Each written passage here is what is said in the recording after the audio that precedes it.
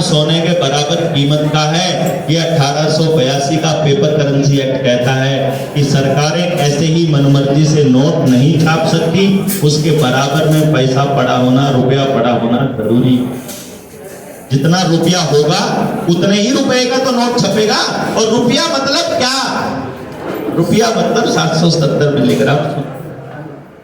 हमारे पास सभी दस्तावेज इससे संबंधित पड़े हुए हैं। मैं आप जो नौजवान बच्चे हैं इनसे खास तौर से गुजारिश करूंगा। हे बच्चों, मैं आपको एक बात बताता हूं, जितने भी नौजवान बच्चे हैं ये सारे बच्चे, मेरा एक चैनल है जिसका नाम है निडर इंडिया, निडर NIDER, निडर इंडिया। इस चैनल के ऊपर पिछले 3-4 दिन पहले या हफ्ता भर पहले एक वीडियो मैंने डाली है। पुणे की एक वीडियो है 3 घंटे की, 3 घंटे की है, ज्यादा नहीं है। पुणे की एक वीडियो है, उसमें मैंने बहुत सी खास डिटेल बताई है आपके लिए स्पेशली। दूसरी बड़ी चीज, मेरे पास एक टेक्नोलॉजी है जो आपके काम की है। आपको मैं बता दूं, इधर सुनो, इधर मोबाइल में फिर चेक कर ले, निडर इंडिया फिर देख लेना, पहले अगली बात सुन लो जो इसलिए काम किया है। दूसरी बड़ी काम की बात क्या है कि मेरे पास वो टेक्नोलॉजी है जिसकी मदद से मैं आपका इस समस्या का समाधान कर सकता हूं कि आपके पास कौन सा टैलेंट है। आप ये पता लगा सकते हो अपने अंदर कि आप में कौन सा टैलेंट है। उसके लिए आप मेरे से वो एजुकेशन वाली ट्रेनिंग मांग सकते हो कि आप अपनी एजुकेशन की जो पता है ट्रेनिंग है ये मांग सकते हो। मैं आपको अपना नंबर दे दूंगा। तीसरी बड़ी चीज, अगर आपने इस रुपये को समझ लिया, अगर आपने ये समझ लिया कि आपके गांव के बच्चों को कैसे संभालना है। भाई देखो, माँ बाप जो कुछ भी करता है अपने बच्चों के लिए ही करता है।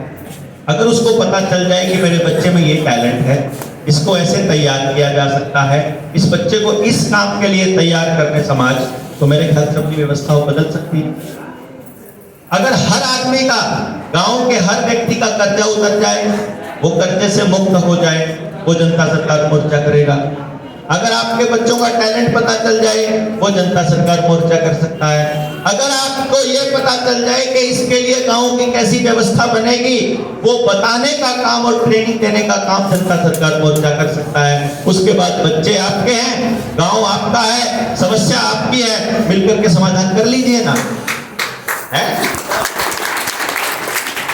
इसलिए आप लोगों को मैं एक नंबर दे रहा हूं अपना, आप मुझे व्हाट्सएप करके वो एजुकेशन वाली ट्रेनिंग ले सकते हैं। आप लोग भी नोट कर सकते हैं। एजुकेशन की ट्रेनिंग इतनी खास है कि आपको घर बैठे ये मालूम पड़ जाएगा कि मेरे अंदर जो ये भाव आते हैं, मेरे अंदर जो ये टैलेंट है वो क्या है और मुझे वो कैसे ढूंढना है। 0 लगाकर सेव करना, 951817 0000।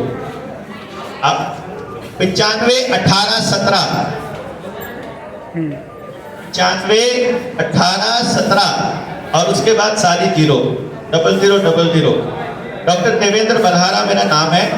आप मुझे मैसेज करेंगे व्हाट्सएप पे कि एजुकेशन वाली ट्रेनिंग भेज दीजिए, तो मैं आपको वो भेज दूंगा। मैसेज कर दियो अभी तुरंत।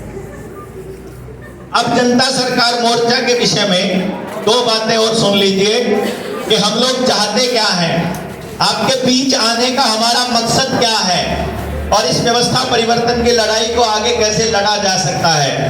क्योंकि आपके समाज के बुद्धिजीवी जब खड़े होंगे, एक दूसरे के साथ जब हाथ से हाथ मिला करके, कंधे से कंधा मिलाकर खड़े होंगे, तब जाकर ये लड़ाई हम लोग कामयाब कर सकते हैं। इस लड़ाई का मकसद है मुख्य तौर पर 2। पहला, जल, जंगल, जमीन और जानवर, इन 4 चीजों पे फैसले लेने का हक स्थानीय लोगों का होना चाहिए, सरकारों के नियंत्रण से बाहर होनी चाहिए। दूसरी हमारी लड़ाई है शिक्षा, स्वास्थ्य, न्याय, राजनीति और खेती। शिक्षा, स्वास्थ्य, न्याय, राजनीति और खेती, इन 5 चीजों के अंदर पैसे का कोई रोल नहीं होना चाहिए। शिक्षा है, शिक्षा हमारे बच्चे को चाहे कहीं भी दिलानी पड़ेगी।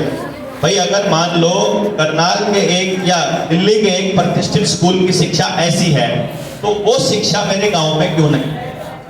मैं अपने बच्चे को गांव में पढ़ाऊं या उस स्कूल में पढ़ाऊं, मेरा एक पैसा जेब से नहीं लगता। या तो तुम मेरे गांव की एजुकेशन वैसी कर दो, क्या चाहिए उसके लिए? बिल्डिंग चाहिए तो तुम बना नहीं सकते क्या? इतने बड़े बड़े महल बनाते हो, स्कूल की बिल्डिंग बनने में क्या दिक्कत है? उसके लिए सुविधाएं चाहिए। क्या सुविधाएं चाहिए? खेल के मैदान चाहिए, टीचर्स चाहिए, बैठने की जगह चाहिए, पंखे चाहिए। ये क्या, ये सुविधा थोड़ी है? ये तो गांव मिलकर भी कर सकता है। तीसरे नंबर पर टीचर्स चाहिए। टीचर्स भी अपने पास गांव में बेरोजगार बच्चों की कमी है क्या? अरे जो सुविधाएं चाहिए वो हो जाएंगी, पर उससे पढ़ने के बाद बच्चा कहाँ जाएगा? बच्चा अपने समाज के लिए तैयार किया जाए, उसके लिए पूरा शिक्षा का मॉडल है। तो शिक्षा से पैसा निकले, स्वास्थ्य में डॉक्टरों से पैसा निकले, क्योंकि यदि शिक्षा और स्वास्थ्य के अंदर पैसे का बोलबाला रहेगा, केवल अमीरों के बच्चे पढ़ेंगे, केवल अमीरों के बच्चे स्वस्थ रहेंगे। न्याय में भी अगर पैसे का बोलबाला रहेगा तो पुलिस वालों को, वकीलों को, जजों को देने के लिए गरीब आदमी के पास पैसा नहीं है। राजनीति में भी पैसे का बोलबाला रहेगा तो अमीर लोग ही, गुंडे लोग ही राजनीति करते रहेंगे। आपकी यूपी की ही हालत बता देता हूं। आपके यूपी की विधानसभा में इस टाइम पर 52% विधायक ऐसे हैं जिनके ऊपर जघन्य अपराध के मुकदमे दर्ज हैं। जघन्य अपराध, डकैती, लूटपाट, हत्या, बलात्कार और पता नहीं क्या क्या। ये मुकदमे आपके विधायकों के ऊपर दर्ज है। इसीलिए दर्ज है क्योंकि राजनीति में पैसे का बोलबाला है। हमारी लड़ाई है कि वहां पैसा का बोलबाला नहीं होना चाहिए। अगर मैं कैंडिडेट हूं तो मेरा प्रचार करने के लिए मुझे पैसा खर्च नहीं करना है। एक भी सरकार पैसा खर्च करेगी जितना करे, जो भी करना है प्रचार का, सबको बराबर, सबका बराबर होगा। 5 लोगों की रैली है, आप ये रैली करना चाहते हो ना, पूरे शहर की रैली करो ना 5 लोगों की। एक बोले, दूसरा बोले, फिर तीसरा बोले, चौथा अपना विजन देना, वो लोगों को देना। तरीका है उसका शिक्षा, स्वास्थ्य, न्याय, राजनीति और खेती। खेती में भी कंपनियों का बोलबाला नहीं होना चाहिए। जहां से मैंने शुरू किया था वहीं मैं आपको जोड़ के आता हूं। आपकी बीमारी का पेटेंट किसके पास? दोबारा बोलो बच्चों, बीमारी का पेटेंट किसके पास? Bill gets. इलाज का पेटेंट किसके पास? Bill gets. कंप्यूटर में जो सॉफ्टवेयर चलता है विंडो का पेटेंट किसके पास? किसके पास है? Bill Gates. Bill Gates. Mobile में जो एंड्रॉइड चलता है इसका पेटेंट किसके पास? Bill gets. आपको पता चले खेत में जितने बीज इस्तेमाल होते हैं, पूरी दुनिया के 4.5 साढ़े 3 लाख बीजों का मालिक नॉर्वे के नॉर्वे के अंदर स्वालबार्ड सीड वॉल्ट में सारे बीज बचा के रखे हुए हैं। उन बीजों का पेटेंट किसके पास? Bill gets. डंगरों को अगर नए दूध करने की विधि है, IVF जो आर्टिफिशियल इंसेमिनेशन, उसका पेटेंट किसके पास? Bill gets. बच्चों को पैदा करने की IVF टेक्निक का पेटेंट किसके पास? Bill Gates. जो फैक्ट्री में बच्चे पैदा करते हैं DNA टेक्निक से, उसका पेटेंट किसके पास? Bill gets. खेत के अंदर खेती करने के लिए मोदी जी ने थोड़े दिनों पहले ड्रोन दिखाया था आप लोगों को। ड्रोन से खेती होगी। वो ड्रोन जो है, उस कंपनी का नाम है, उस टेक्नोलॉजी का नाम है ब्लू रिवर टेक्नोलॉजी। वो ब्लू रिवर टेक्नोलॉजी है जॉन डीरे ट्रैक्टर की। किसकी है वो? जॉन डीरे ट्रैक्टर की। तो जॉन डीरे ट्रैक्टर किसका है? Bill Gates.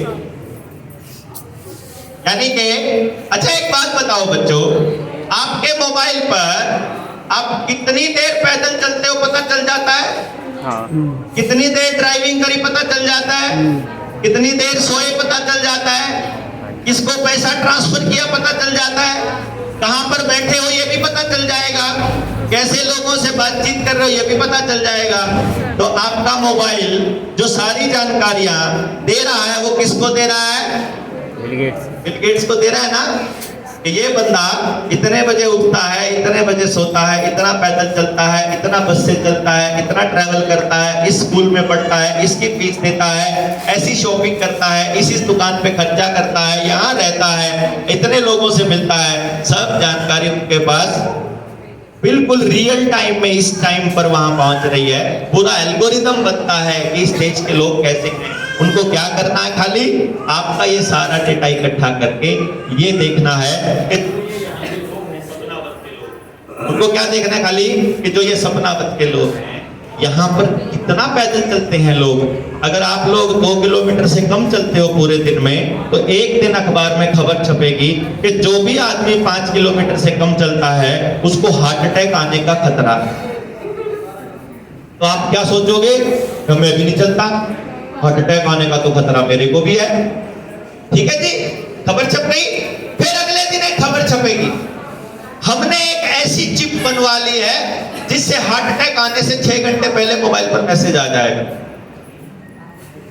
सब पहले दिन सोच के बैठे हैं कि हमको आने वाला है, अगले दिन टीवी पे आ जाएगा, फिर स्क्रीन, फिर वो चिप लेने के लिए सारे दौड़ेंगे कंपनी के पास। क्यों जी? यानी ये डेटा इतनी खतरनाक चीज है, आपके बारे में उनको सब कुछ पता है, इसीलिए आपके नेता ने आपके लिए इंतजाम किया है कि सब कुछ डिजिटल होता रहे, ताकि डिजिटल इंडिया में हर जानकारी बिल गेट्स के पास जाती रहे। अगर बिल गेट्स के पास जानकारी रहेगी तो बिल गेट्स सरकारों को मैसेज करके, चिट्ठी लिख के बोलता रहेगा, अब तुमने ये पॉलिसी बनानी है, अब तुमने ये कानून लाना है, अब तुमने ये नियम बनाना है। अभी थोड़े दिन पहले आपके यूपी के मुख्यमंत्री Yogi Adityanath world economic forum की साइट पर गए थे दावोस में। वर्ल्ड इकोनॉमिक फोरम उन्हीं गद्दारों का, पूरी दुनिया के पूंजीपतियों का, बल्कि राक्षसों का समूह है जो पूरी दुनिया के पॉलिटिशियंस को अपनी जेब में रखते हैं, और बिल गेट्स उनका एक चेहरा है, एक चेहरा। दूसरा चेहरा रॉकफेलर। जितनी भी इंडस्ट्री है, पेस्टिसाइड की, इंसेक्टिसाइड की, यूरिया की, डीएपी की, केमिकल की, फार्मा कंपनियों की, दवाई कंपनियों की, खेत में डलने वालों की, पेट्रोल कंपनियों की, डीजल कंपनियों की, चारकोल कंपनियों की, सड़क बनाने वालों की, ये सबका मालिक है रॉकफेलर। तीसरा आदमी है रॉथस्चाइल्ड, पूरी दुनिया के बैंकों को पैसा देने वाला, पैसा छापने वाला, कागज बनाने वाला, उस पैसे वाला कागज बनाने वाला एक ही परिवार है, रॉथस्चाइल्ड। पूरा षड्यंत्र है, पूरा खेल है। अगर सारे डॉट्स आपस में मिलाओगे तो आपको पता चलेगा आपका परिवार टूटना, आपकी राजनीति का बदलना, पैसे की कीमत का कम होना, आपके बच्चों का संस्कार खराब होना, आपके घरों से सब कुछ बर्बाद होकर के सब कुछ निकल जाना, आपका गांव छोड़कर शहर जाना, खेती का भी घाटे का सौदा बनना, दुकानदारों का भी घाटे का सौदा बनना, कंपनियों का बर्बाद होना, लॉकडाउन लगना, ये सब के सब योजनाबद्ध बर्बादी के चरण थे। ये इत्तेफाक नहीं था। और इसको समझाने के लिए हम 3 दिन की एक वर्कशॉप लगाते हैं। नहीं आता है समझ किसी को 3 दिन से पहले। आज भी आप लोगों को आधी बातें समझ में आएंगी, आधी नहीं आएंगी, क्योंकि मैंने बुलेट पॉइंट आपको दिए हैं। उनकी डीप रिसर्च देने के लिए लंबा अध्ययन और लंबा बैठने का आपके पास सब्र होना चाहिए। ये नौजवान बच्चे इतनी देर तक बैठ गए, मैं तो अपने आप को वैसे ही पास मान रहा हूँ, वरना नौजवानों के पास ज्ञान की बात सुनने का समय आजकल नहीं है, क्योंकि उनके तो मोबाइल में 30 सेकंड से ज्यादा लंबी रील हो जाए तो अगली बदल लेते हैं कि लंबी हो गई। इनका कंसंट्रेशन स्पैम इतना छोटा हो गया है कि इतना दूर कौन बैठेगा, 3 घंटे की वीडियो कौन पागल देखेगा, ऐसे थोड़ी होता है। छोटा बताओ, मुझे मैसेज आता है नौजवान बच्चों का, अक्सर छोटी वीडियो बनाया करो। मैंने कहा कितनी? कहता छोटी। अरे मैं कहा कितनी? वो बोला कि 30-40 सेकंड में पूरा करने की कोशिश किया करो। भाई इतने में तो सारे चोरों का नाम भी नहीं लिया जाएगा। बात कैसे समझाऊंगा बच्चों? इसलिए इस नौजवान पीढ़ी को थोड़ा सा समय अपने जीवन का इस रिसर्च पे लगाना चाहिए कि आप क्या खा रहे हो। कुछ मत करो जो दुकान पर पैकेट में मिलता है। सुनो, जो दुकान में पैकेट पर मिलता है, उस पैकेट वाले सामान के पीछे लिखा हुआ है आप क्या क्या खा रहे हो। उस पे पढ़ लो ना एक बार क्या खा रहे हो। उसमें कोड में लिखा होता है आर्टिकल 404। एक बार सर्च करो गूगल पे 404 क्या होता है, इसके साइड इफेक्ट क्या है। ढूंढोगे तो आपके घर में वही बीमारी मिलेगी जो आइटम आप खा रहे हो, उसमें जो पड़ा है उसके साइड इफेक्ट वाली बीमारी आपके घर में मिलेगी। मतलब आपके खाने में जहर दिया जा रहा है पैकेट वाला खाना दे करके। जो भी पैकेट में आता है, जो भी आता है, घर में अपना गेहूं पिसवाओगे ना, आटा एक हफ्ते से ज्यादा नहीं चलता है, समझ गए। और ये जो पैकेट वाला आटा है 6-6 महीने पहले एडवांस की एक्सपायरी डेट लगा के फैक्ट्रियों में रखा होता है। इनमें तो कोई मतलब खराब नहीं होता कुछ भी। ऐसा क्या होता है कि वो खराब नहीं होता? क्योंकि उसमें जो प्रिजर्वेटिव वाले केमिकल डाले जाते हैं, वो प्रिजर्वेटिव वाले केमिकल उसको खराब नहीं होने देते, वो केवल आपके शरीर को खराब करने के लिए होते हैं। वो आटे को खराब नहीं होने देंगे, लेकिन शरीर को ठीक नहीं रहे। ये बातें आपको किसी स्कूल में नहीं पढ़ाई जाएंगी, आपको किसी कॉलेज में नहीं बताया जाएगा, कोई भी नेता आपको नहीं बताएगा, कोई कंपनी का मालिक नहीं बताएगा। पेस्टिसाइड कंपनी का मालिक किसानों को फायदे बताएगा, फलानी चीज करनी चाहिए, फलानी चीज, लास्ट में अपनी दुकान का सामान बेच के जाता है। LIC वाला बहुत सारी चीजें बताएगा, लास्ट में अपना बीमा बेच के जाता है। हम आप बेच कर नहीं जाने वाले। हमारी जितनी सेवाएं हैं सबकी सब फ्री ऑफ कॉस्ट है। आखिर में आपकी भावनाओं को भी नहीं बेचने वाले, आखिर में हम चुनाव भी नहीं लड़ने वाले, क्योंकि जनता सरकार मोर्चा का नियम है, जिस व्यक्ति को माइक मिलेगा और मंच मिलेगा वो व्यक्ति कभी भी चुनाव नहीं लड़ेगा। इसका ये फायदा है कि लोगों को भावनाओं में जगाया। अभी हम लोगों को पता लगने लगा कि ये आदमी सच बोल रहा है, कल को आने वाले टाइम में चुनाव लड़कर फिर उसी व्यवस्था में जाकर के बैठ जाएंगे, फिर उन्हीं के हिसाब से हो जाएंगे, कोई फायदा नहीं। फिर आप लोग क्या कहोगे, ये एक और नया चोर आया था, ये भी झूठा निकला। हाँ, वो किसी की भी तरह आजकल झूठ का ब्रांड बना हुआ है। दिल्ली वाला चोर, दिल्ली वाला जो डाकू है, डाकू मैं उसे क्यों कहता हूँ, राक्षस बोलता हूँ मैं उसे।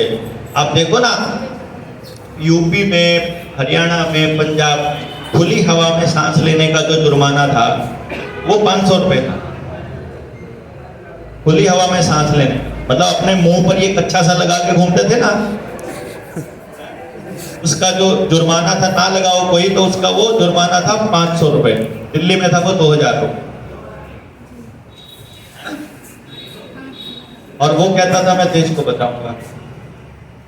हमको क्या समझना है कि ये सारा माइंड प्रोग्राम का खेल है, और ये आपके साथ वो इसलिए खेल पाते हैं क्योंकि आपको जानकारी का अभाव है। आपको रोथस्चाइल्ड का नाम आप में से पहली बार किसने सुना है? पहली बार कि मैंने पहले कभी नहीं सुना। रॉकफेलर पहली बार कभी नहीं सुना। अब आप सोचो, आप में से 50% से ज्यादा लोग ऐसे हैं जिन्होंने रॉकफेलर का नाम नहीं सुना, लेकिन हरित क्रांति की वजह से देश में क्रांति आई। जाके देखो ना, हरित क्रांति का जो रिकमेंडेशन था रॉकफेलर ने दे रखा। ठीक, फिर जाओ WHO बना। जितनी फार्मा कंपनियां, देखो खेल कहां से चलता है, फार्मा कंपनियां जितनी भी हैं वो बनाती हैं सारी दवाइयां WHO के हिसाब से। WHO किसने बनाया? यूनाइटेड नेशंस ने बनाया। उसकी रिकमेंडेशन किसने दी? फ्लेक्सनर रिपोर्ट ने। फ्लेक्सनर रिपोर्ट किसने बनाया? फ्लेक्सनर कमीशन ने। फ्लेक्सनर कमीशन की अध्यक्षता किसने करी? अब्राहम फ्लेक्सनर ने। अब्राहम फ्लेक्सनर को पैसे किसने दिए? रॉकफेलर ने। WHO की जड़, फार्मा कंपनियों की जड़ में वही मिला। इराक के ऊपर युद्ध, इराक अमेरिका का युद्ध हुआ। इराक के ऊपर अमेरिका ने आक्रमण किया। आक्रमण के बाद उनके तेल के कुओं पर इराक ने और अमेरिका ने कब्जा कर लिया। और उसके बाद जैसे हमारे मोदी जी हमारी LIC को नीलाम कर रहे हैं, रेलवे नीलाम कर रहे हैं, रोड नीलाम कर रहे हैं, हेल नीलाम कर रहे हैं, बेल नीलाम कर रहे हैं, सेल नीलाम कर रहे हैं, एयरपोर्ट नीलाम कर रहे हैं, स्कूल नीलाम कर रहे हैं, कॉलेज नीलाम कर रहे हैं, हमको नीलाम कर रहे हैं। हमारा आधार कार्ड लेकर के हमारे नाम पर भी कब्जा लेकर कर्जा लेके आए हैं। सड़कों को प्राइवेट कंपनियों को देकर नीलाम कर रहे हैं। अमृत सरोवर के नाम पर गाँव के जोड़ नीलाम कर रहे हैं, गांव की पंचायतों को नीलाम कर रहे हैं। यहां तक कि पुलिस वालों को भी नीलाम कर दिया। पुलिस वालों को किराए पे ले सकते हो आप, मालूम है ना? थाने का भी रेट है, हवलदार का भी रेट है, इंस्पेक्टर का भी रेट है। पुलिस भी नीलाम कर दी, फौज भी नीलाम कर दी, सब नीलाम कर दिया। ऐसे ही अमेरिका ने तेल के कुएं नीलाम करे इराक के अंदर, और उन तेल के कुओं में से 60% तेल के कुओं का मालिक यही रॉकफेलर। बाद में पता चलता है उस तेल को शुद्ध करने के बाद, सोचो पेट्रोल खर्च करते हो तो किसको पैसा जाता है? रॉकफेलर को। पेट्रोल किसी कंपनी का खरीदो, उनको तो 1 रुपया मिलता है 1 लीटर पे, सारा रुपया तो रॉकफेलर को मिलता है। पेट्रोल खर्च करते हो तो रॉकफेलर, डीजल खर्च करते हो तो रॉकफेलर, सरसों मिट्टी का तेल यूज करते हो तो रॉकफेलर, ठीक सीएनजी यूज करो तो रॉकफेलर। और फिर उसके बाद जो तेल चारकोल है, सड़क बनने वाला मटेरियल है, चाहे आपका ये जो ये होते हैं अपना गंडासे चक्की होती है, इस पे बरोजा लगता है, वो भी उसी कंपनी का, रॉकफेलर।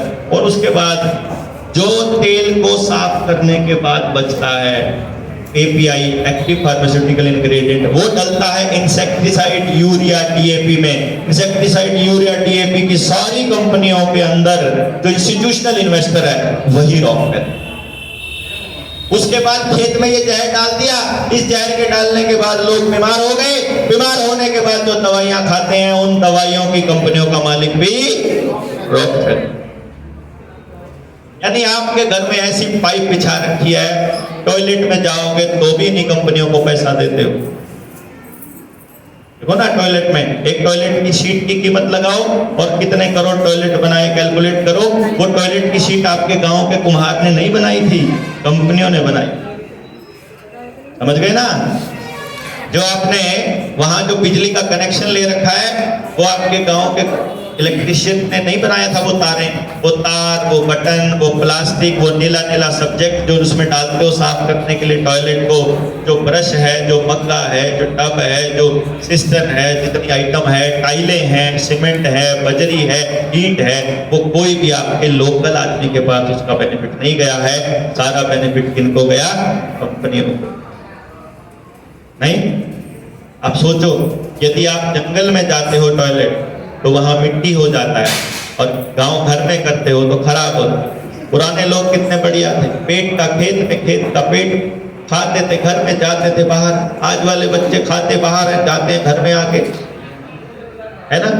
भाई खाते बाहर है, टॉयलेट घर में करते हैं। पहले खाते घर में थे, टॉयलेट बाहर करते थे। कितना उल्टा पलट दिया,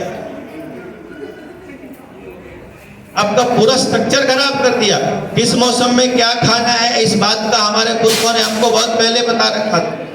अभी देखिए ना कमाल की बात क्या है, आपके यहाँ क्योंकि मुसलमानों का वर्चस्व भी है तो आपको पता चले कि जिस टाइम पे हमारे यहाँ नवरात्रे चल रहे होते हैं, उनके यहाँ रमजान चल रही होती है।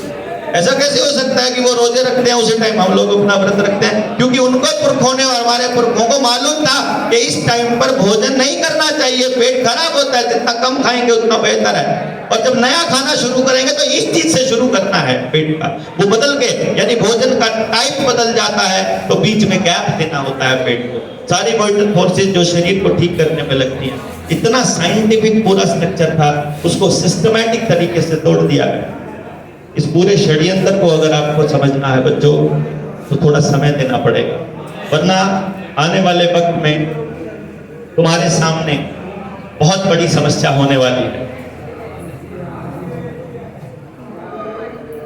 परिवारों को तोड़ने के लिए इन्होंने पहले ही बता दिया कि परिवारों को, अभी तो हमारे यूपी में तो कमाल ही कर दिया।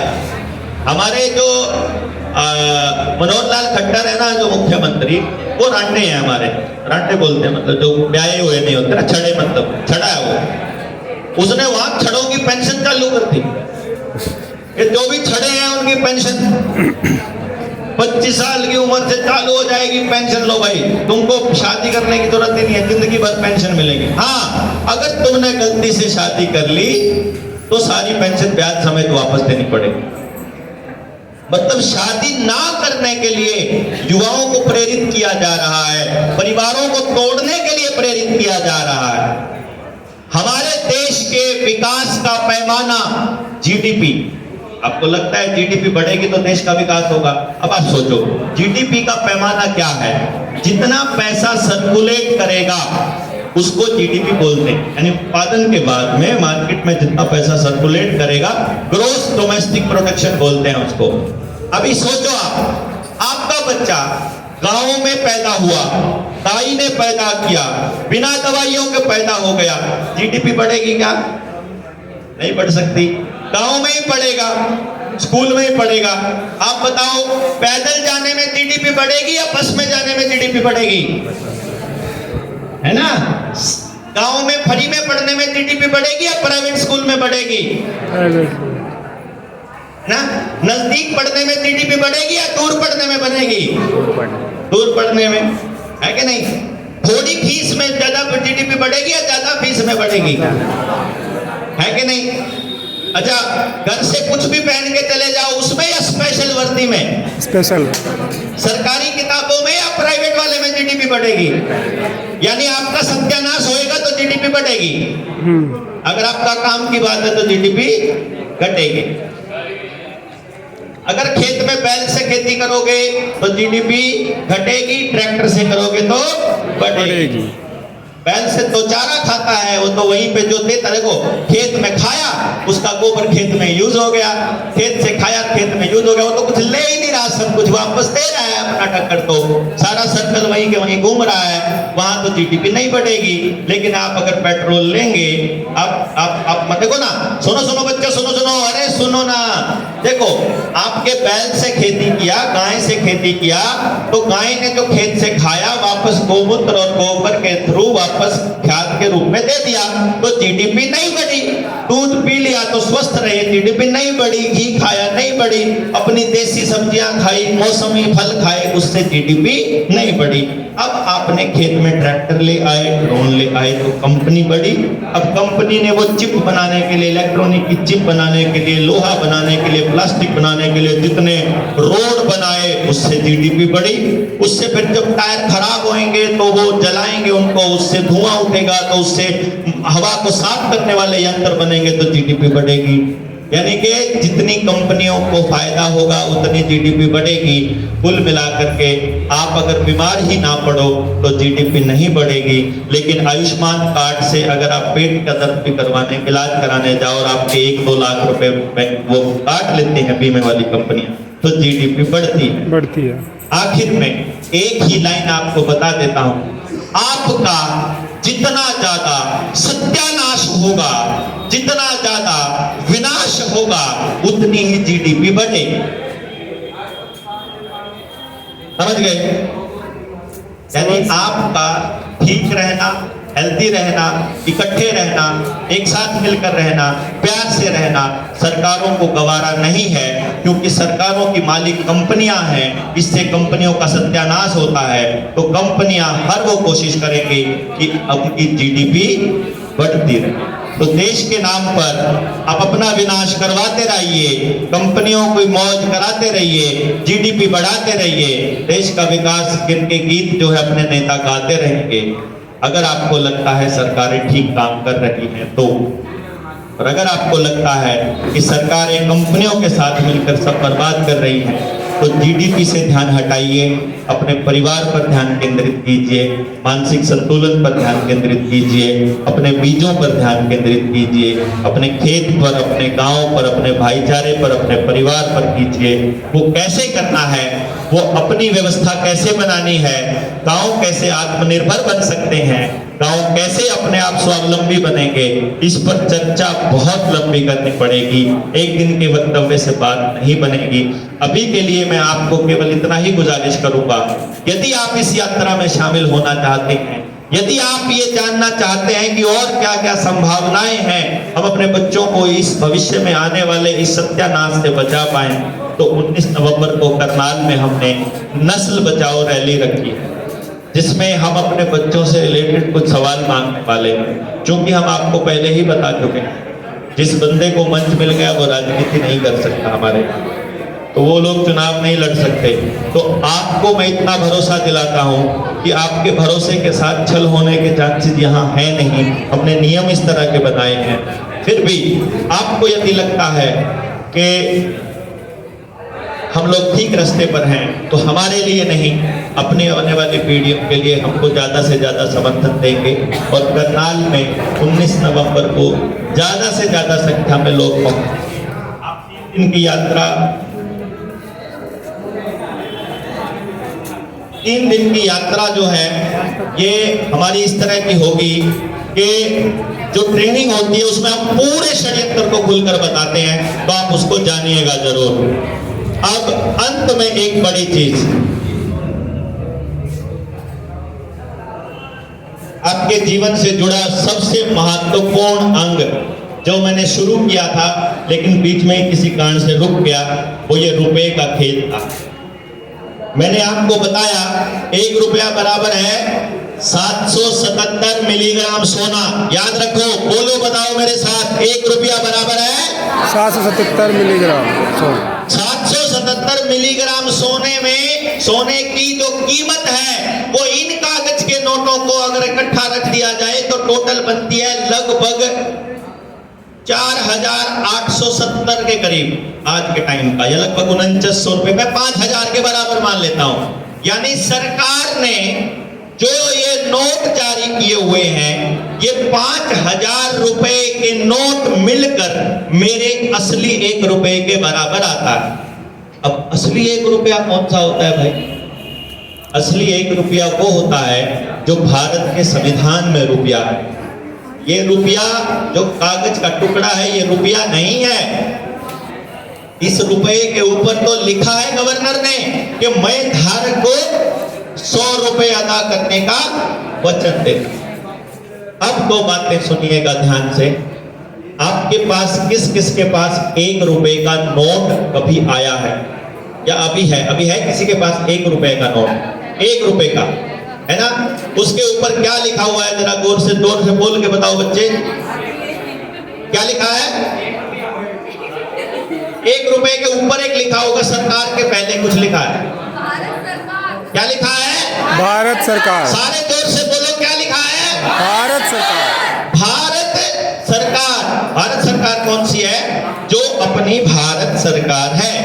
हम भारत के निवासी हैं और भारत की जो सरकार है उसे भारत सरकार कहते हैं हिंदी में। वकील कोई बैठा है यहां पर? वकील हाथ खड़ा करे अगर कोई है तो। नहीं बड़ा तो मैं बता देता हूं। हमारी सरकार का और भी 2-3 नाम है। एक नाम है, अरे सुनो बच्चों, सुनो ध्यान से। 2 रुपए का नोट भी है क्या किसी के पास? एक कोई है, सुनो भी। अरे फिर आपस में लग जाते हो। मेरी बात आपसे ज्यादा जरूरी है काम की। सुनो 1 रुपए के नोट पे लिखा है भारत सरकार, और भारत सरकार के और नाम है union government, Republic of India, union of India, Republic of India, या फिर गवर्नमेंट ऑफ इंडिया। ये 3 नाम और हैं अंग्रेजी में। सेंट्रल गवर्नमेंट नाम की कोई चीज भारत में है नहीं। अब 1 रुपए को छोड़कर किसी और नोट के ऊपर क्या लिखा हुआ है देखना। भारत सरकार ही लिखा हुआ है क्या? सेंट्रल गवर्नमेंट, भारतीय रिजर्व बैंक लिखा हुआ है। रिजर्व बैंक ऑफ इंडिया लिखा हुआ है। भारतीय रिजर्व बैंक, और भारतीय रिजर्व बैंक के बिल्कुल नीचे छोटे छोटे अक्षरों में क्या लिखा हुआ है? केंद्रीय सरकार द्वारा प्रत्याभूत, यानी guaranteed by the central government. समझ गए? वहां पर भारत सरकार नाम की कोई चीज नहीं। अब आपको बताते हैं कि जो ये रिजर्व बैंक बैटरी गई, हाँ रुको। जो ये रिजर्व बैंक है इसकी स्थापना कब हुई? मालूम है? 1934 में। कब हुई? 34। हिल्टन यंग कमीशन, जिसको रॉयल कमीशन भी बोला जाता है, उसकी सिफारिश पर, जो कि अंग्रेजों का एक कमीशन था, जो ईस्ट इंडिया ब्रिटिश गवर्नमेंट ने जिसको नियुक्त किया था कि अगर भारत में कोई रिजर्व बैंक बना दिया जाए और भारत के जो रुपया है, अरे बच्चे सुन लो, जो रिजर्व बैंक है उसको बना देते हैं और जो भारत का रुपया है उस रुपए को एक जगह पर इकट्ठा करके रख देते हैं और भारत के लोगों को उस रुपए की पर्ची दे देते हैं। आप में से कभी किसी ने अपने जीवन में 100 रुपए या 10 रुपए के लिए कोई शब्द इस्तेमाल किया है कि देना 100 की पर्ची या 100 का नोट? किसने किया? 100 का नोट दिए भाई, 100 का नोट कहते ना, 100 का नोट। हम 100 रुपए नहीं बोलते, नौजवान बच्चे जरूर बोलते हैं। आपके घर में अपने बुजुर्गों से पूछना, वो 100 रुपए कभी नहीं बोलेंगे, वो 100 रुपए का नोट बोलेंगे। नोट मतलब प्रोमिसरी नोट। प्रोमिसरी नोट मतलब कि जब भी हम इसको लेकर के जाएंगे तो बैंक हमको हमारे 100 रुपए देगा, ऐसा प्रॉमिस किया गवर्नर ऑफ इंडिया ने, और हमारे इसके ऊपर लिख दिया, I promise to pay the bearer the sum of ₹100। समझे जी? अब हमारे रुपए जमा है रिजर्व बैंक के पास, और वहां हम जब चाहे पैसा ले सकते हो, ऐसा कानून में लिखा हुआ है। और रिजर्व बैंक का जो कानून है, रिजर्व बैंक जो रिजर्व आरबीआई एक्ट 1934 है, उसमें यह लिखा हुआ है कि यदि रिजर्व बैंक आपके रुपए देने से मना कर दे तो ये संज्ञेय अपराध है, तो आप जब चाहे वहां पैसा जाकर के ले सकते हो। हमने सरकारों से पूछ लिया, सरकारों को कहा कि भाई फिर ये ठगी क्यों कर रहे हो? जब कानून कह रहा है कि हमारे 1 रुपए की कीमत 777 मिलीग्राम सोना है, तो हमको उसी हिसाब से ट्रीट करो। तो वो कहते हैं कि हमारे को आदेश नहीं है, सरकारों का आदेश नहीं है। सरकारों से जब हमने कहा क्या आप लोग इस पैसे की वैल्यू को घटा सकते हो, भाई 777 मिलीग्राम से कम कर सकते हो, तो सरकारें कहती है नहीं कर सकते। तो हम कहते हैं लिख करके दे दो, वो कहते हैं हमें लिख करके देने की जरूरत ही नहीं है, आईपीसी के अंदर पहले ही लिखा हुआ है, आरबीआई एक्ट के अंदर पहले ही लिखा हुआ है कि दुनिया की कोई भी सरकार, कोई भी नियम कभी भी रुपए की वैल्यू को कम नहीं कर सकता, क्योंकि रुपया कोई वस्तु नहीं है, रुपया कोई सामान नहीं है। अगर मैं आपको कोई सामान देता हूं, इसकी वैल्यू कम या ज्यादा की जा सकती है, लेकिन रुपए की कीमत कम या ज्यादा नहीं की जा सकती, क्योंकि रुपया मानक है, मानक स्टैंडर्ड। जैसे एक मानक है सूरज के उगने का कि वो पूरब से उगता है और पश्चिम में छिपता है। सरकार कल को कानून बना दे कि आने वाले वक्त में 1 दिसंबर से ये बोला जाएगा कि सूरज जो है वो पूरब से नहीं पश्चिम से उगता है, तो क्या हम मान लेंगे? हमारे यहाँ एक ठगी बोली जाती थी, आराम से एक ठगी होती थी। इस पत्थर का बट्टा लो, सोचो आप, पत्थर का बट्टा है, एक लोहे का बट्टा है, एक प्लास्टिक का बट्टा है, एक सोने का बट्टा है, चारों का वजन 1 किलो है, 1 किलो का बट्टा। अब आप मुझे ये बताओ, अगर हमने चीनी तोलनी है 1 किलो, तो कौन से वाले बट्टे से तोलनी चाहिए? हाँ बताइए ना, किसी से भी, कोई से भी, किसी वजन तो चारों का बराबर है, यानी कि किलो का मतलब किलो, वो चाहे सोने का हो, चाहे कागज का हो, चाहे पत्थर का हो, चाहे लोहे का हो, किलो मतलब किलो, किलो मतलब 1000 ग्राम। कुछ चोर क्या करते थे, 1000 ग्राम के बराबर एक बट्टा लेते थे पत्थर का, पूरा 1000 ग्राम। मान लो 1001 ग्राम हो गया तो गड़बड़ हो जाएगी, दुकानदार को घाटा होगा। उसने तो दिन में 100 किलो अगर इतना, तो 100 ग्राम कम हो गया उसका। तो अगर सुनार है तो 1 ग्राम बहुत बड़ी कीमत होती है सुनार के लिए, तो 1 ग्राम भी, चाहे मिलीग्राम में फर्क आए, वो भी फर्क नहीं आ सकता, क्योंकि यदि ज्यादा होगा तो दुकानदार को घाटा और कम होगा तो ग्राहक को घाटा। और जो मानक हैं वो इसलिए बनाए जाते हैं कि कभी किसी के घाटा ना हो, किसी का शोषण ना हो। इसलिए 1000 ग्राम का बट्टा 1000 ग्राम का ही रहेगा।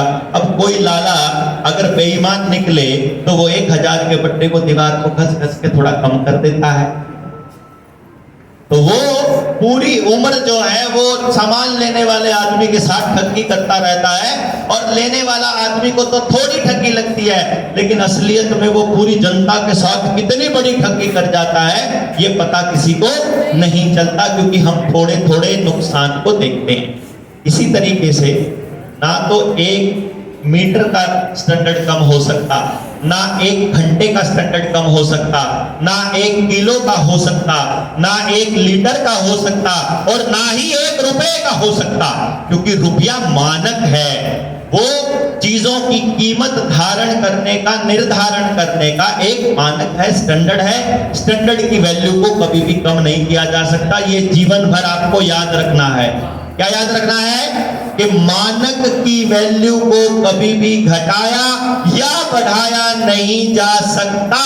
वो चाहे लोहे का हो या सोने का हो या चांदी का हो या कागज का हो या आजकल मोबाइल में डिजिटल हो। समझ गए? रुपए को कभी भी कीमत को घटाया या बढ़ाया नहीं जा सकता। ये परमानेंट याद रखना है जीवन में। ये सिद्धांत है, इसके आगे कोई कानून, कोई नियम, कोई सरकार नहीं टिक सकती, क्योंकि दुनिया की जितनी कोर्ट हैं, जितने कानून हैं, सब यूनिवर्सल लॉ के आगे छोटे हैं। और यूनिवर्सल लॉ सिद्धांतों पर टिका है। यूनिवर्सल लॉ कहता है कि मैं जो खाता हूं मुझे ऊर्जा वहां से मिलती है। मेरा शरीर कोशिकाओं से चलता है। कोशिकाओं के अंदर, सेल के अंदर माइटोकॉन्ड्रिया जो करंट बनाता है, जो सेल से जो ऊर्जा बनती है, उस ऊर्जा से मैं चलता हूं। और वो ऊर्जा मुझे मेरे खाने से मिलती है, और खाना मुझे मेरे पौधों से मिलता है, अन्न से मिलता है, और अन्न मुझे खेत जमीन से मिलती है, और यहाँ जो अन्न जो खाना बनाता है वो मुझे सूरज से मिलता है। इसका मतलब सूरज, हवा और पानी, ये 3 चीजें कुदरत की देन है। इनसे पैदा होने वाली कोई भी चीज जिससे मुझे ऊर्जा मिल रही है, तो मैं अगर गुलामी करूंगा तो कुदरत की करूंगा, किसी व्यक्ति की नहीं करूंगा। मेरा शरीर कुदरत की नेमत है, कुदरत से चलता है। कुदरत से चलने वाली चीज का कोई और मालिक नहीं हो सकता। इसीलिए अगर दुनिया का कोई व्यक्ति आपको अपने हिसाब से चलाने लगे, कोई सरकार, कोई नियम, कोई कानून, तो कभी भी खड़े होकर आप कह सकते हो मैं ये नियम नहीं मानता, क्योंकि मैं तुम्हारा गुलाम नहीं हूं।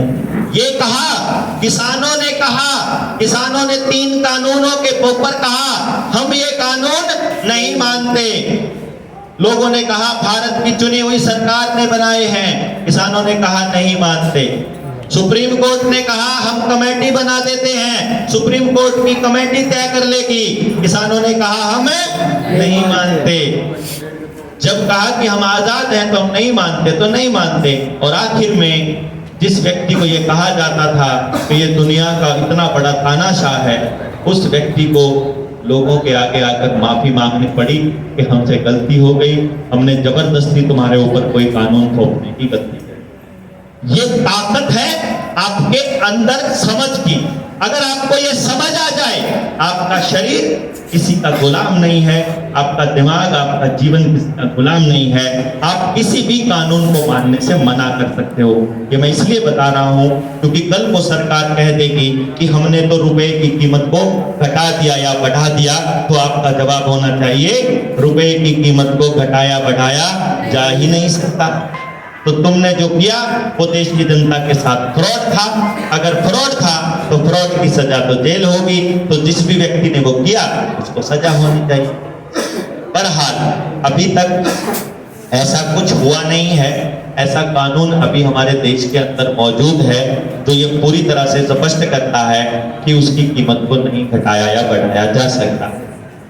आईपीसी के अंदर ये लिखा हुआ है, आईपीसी की धारा 489 ग ये कहती है कि नकली नोट में कारोबार करना संज्ञेय अपराध। उसको रखना, उसको बेचना, उसको देना, उसको लेना और उससे कोई भी खरीदारी करना अपराध है। तो अपराध की श्रेणी में सरकार आती है अगर ये साबित हो जाए कि आपकी जेब में पड़ा हुआ नोट नकली है तो।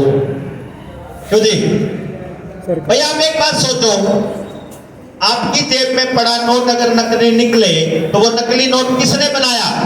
सरकार ने। सरकार के आदेश पर आरबीआई ने बनाया। ठीक है जी, आरबीआई ने इस इसका मतलब हमारे साथ धोखा किया। वो नोट हमको किसने दिए? बैंकों ने दिए। बैंकों ने। मतलब बैंकों ने हमारे साथ धोखा किया जी कि नहीं? हाँ जी। अगर बैंक ने हमारे साथ धोखा किया तो बैंकों से सवाल पूछने का हमारा हक है कि नहीं है? है हक है ना? हाँ जी। तो अब ये कैसे नकली है, इसका एक सबूत मैं आपको देता हूं। जनता सरकार मोर्चा, जिंदाबाद जनता सरकार मोर्चा। हमारा एक नारा है जो यहाँ लिखा हुआ है, देखो।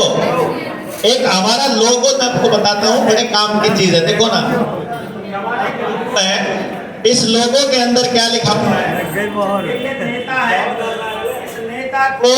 इस नेता को हल में उतरा है किसान, जी। पीछे से वो मार रहा है जो अपना सांटा होता है। हमारे हरियाणा में सांटा बोलते हैं उसको।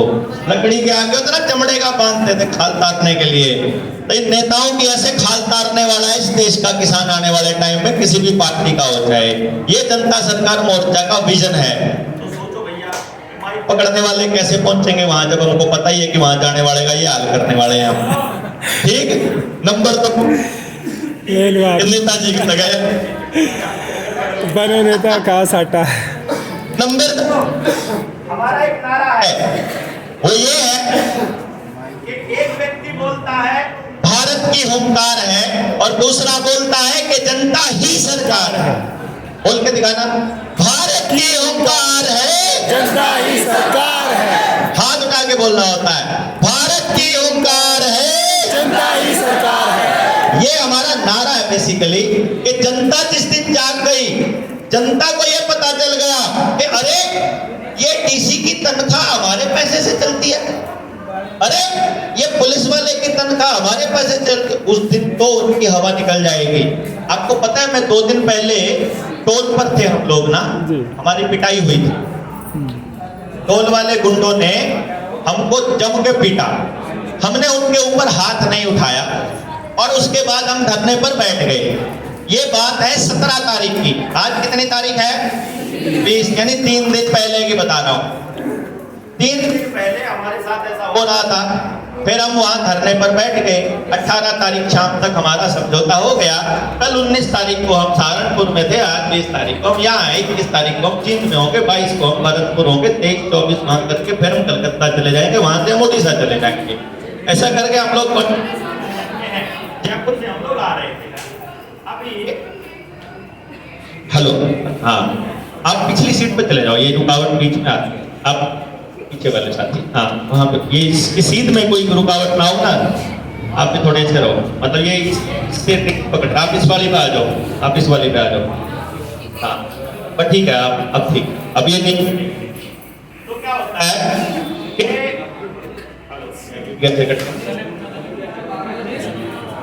हाँ, सेल कमजोर हो सकते हैं। सेल है क्या? ये तो सही हो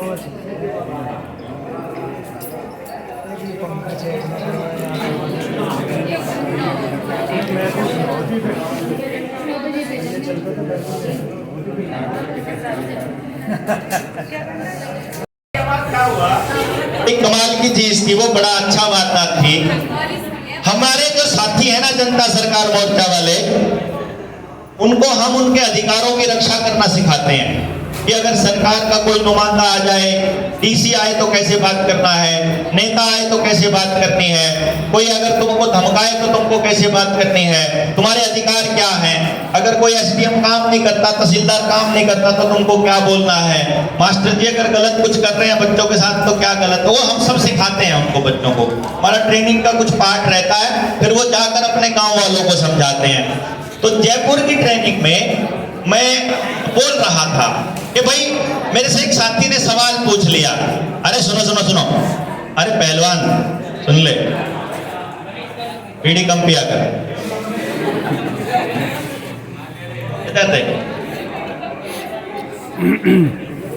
सुनो इधर, वो बोलता है, वो साथी बोला कि मलाना जी एक बात बताओ, आप जनता सरकार मोर्चा को कब सफल मानोगे?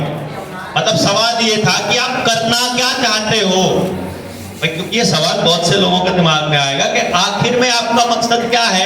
भाई ये चालू कर दिया, आखिर कहां तक जाओगे। मैंने कहा कि हमारे जनता सरकार मोर्चा के बनने का उद्देश्य उसी दिन पूरा हो जाएगा जब गांव का सबसे कमजोर, सबसे गरीब, सबसे पीछे बैठने वाला आदमी जिस दिन डीसी को या पुलिस वाले को ऐसा बोल देगा कि सुनो ये धर्मपाल, मालिक मैं हूं, तेरे को डीसी मेरी सेवा के लिए बनाया गया था, नौकर है, नौकर की तरह बात किया कर। पुलिस वाले को ये बता दे कि तेरी वर्दी मेरे टैक्स के पैसे से आती है, बकवास करने की जरूरत नहीं है। जिस दिन गांव का आदमी ऐसे बात करने लग जाएगा उस दिन जनता सरकार मोर्चा जीत हो जाएगी। ये हमारा पर्पज है। अब क्या हुआ वहां पर, सुनो तो कमाल की बात, वहां पर धरने पर बैठे थे, मेरी वो वीडियो देखना आप। हमारा एक जयपुर का साथी है, नाम है उसका मुकेश, वो डीएसपी को क्या बोलता है, क्या हम लोग बैठे हुए, कहा आराम से यार। वो डीएसपी बोलता है कि यहाँ से धरना उठा लो, इनकी ये जो लेन है पुलिस वालों की, ये एक लेन खराब हो रखी है। तो वो मुकेश क्या बोलता है, तेरे को हमारी चिंता है कि उनकी, तू नौकर हमारा है कि उनका। हाँ डीएसपी को बोलता है तू नौकर हमारा है कि उनका है। और वर्दी तेरे को दे सकते हैं तो वर्दी उतारना भी जानते हैं, हम जनता है, हम तेरे मालिक हैं। मैं सोच रहा हूँ भाई याद तो हो गया सर उसके बात का। और अगले दिन सुबह हमारा एक साथी सोमदेव, 21 साल मात्र उम्र है उसकी, 21-22 साल, और सिंगल हड्डी। मैं आपको बताऊं, मतलब ऐसा नहीं है कि बहुत ताकतवर और बड़ा मजबूत है, और सामने 2 स्टार लगा है सच्चो खड़ा, सुबह सुबह 6 बजे उसको ये बोल रहा, सुनो मालिक तो मैं ही हूँ, तेरी वर्दी है ना, तेरे बच्चे मेरे पैसे से पलते हैं, कहीं राजी हो रहा हो, इसलिए औकात में रह के बात करना, हमसे बात करते टाइम सोच लेना। यकीन मानिए जब तक हमारा धरना रहा, किसी डीएसपी और पुलिस वाले की औकात नहीं रही, हिम्मत नहीं रही कि हमारे आसपास भी कोई आ जाए। उनको यह लगा कि इतना तो छोटा सा आदमी भी ऐसे कर लेता है। ये ताकत जनता सरकार मोर्चा को देनी है, जनता सरकार मोर्चा ने देनी है हर गांव के आदमी को। इस पर्पज से हम लोग निकले थे। तो जब हम लोग इस पे आगे बढ़े तो हम इस रुपए की रिसर्च को थोड़ा आगे बढ़ाते हैं। भारत माता की भाई ठंडा मत देना, सुनो गाड़ी में रख के बोतल उसमें डालता हूं ठंडा।